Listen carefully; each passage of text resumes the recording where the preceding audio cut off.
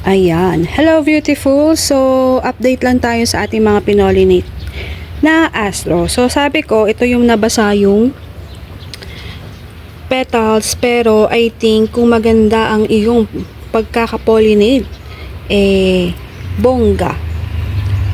Mukhang nagbunga ang aking pagpopollinate. Bakit? Buntis na siya, friend. Oh, diba? This is a week na. Ayan.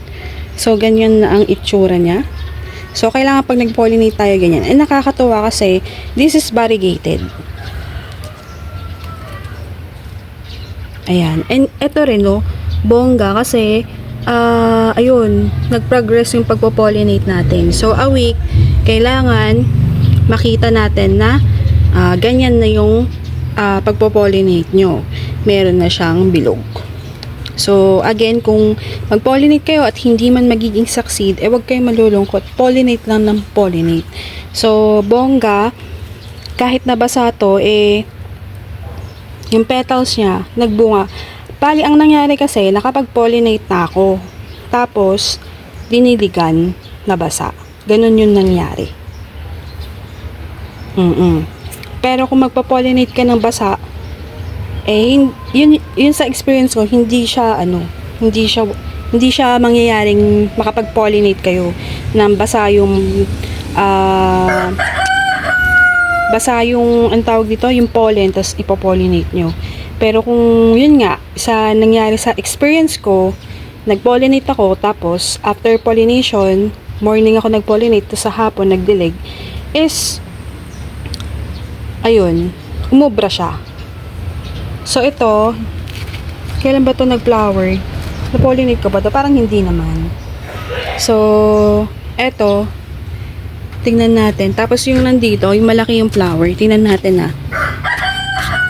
Ayan, tingnan nyo, medyo fresh pa yung petals niya. Pero, ayan, makikita nyo na para na siyang buntis din. So, bongga. Ang galing. Very good.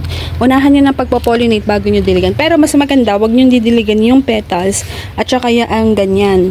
Wag nyo didiligan. Rurupok sila. Or minsan, hindi magtutuloy. So, baka nasa kamay lang din ng pagpo-pollinate. Pareng. So, may magpa-flower pa ulit. This is, Pukuryo din. Ang ganda ng pagka-macho-macho niya. Macho-macho men, macho-macho astro, char. Ayan. So, may na-pollinate din ako dito. Hopefully is magtagumpay. Tsaka pagka nakita nyo na nag-boom na yung pollination nyo at pwede nang pitasin nyo na. Kasi ako kinakatamaran ko dahil siguro sa dami ng pagpo-pollinate, parang nananawa na ba ang person. Hindi ko kinukuha, tapos pag gusto ko nang kunin, wala na. Pwedeng kinuha ng ibon or inunahan ka na ng langgam. So, yun. So, this is Choco Rebutia. Diba? Yan yung vlog natin na nakaraan. So, sa Choco Rebutia, yan yung flower niya. Kasi, meron nga ako dito, yung Rebutia, yung kulay pula yung bulaklak. Pero, ito, hanggang 2 days siya nag-flower. Yung isang magandang pula ang bulaklak is 1 day lang. So, ganon. So, may na-pollinate din ako dito. Ito yung isa. Ewan ko kung ito nabasa talaga to bago ko ipinollinate. So, tingnan natin kung magbo-boom siya.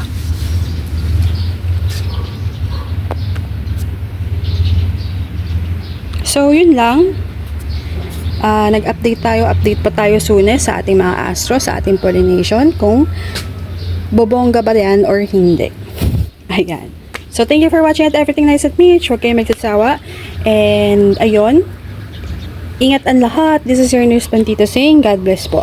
At laging mag-ingat.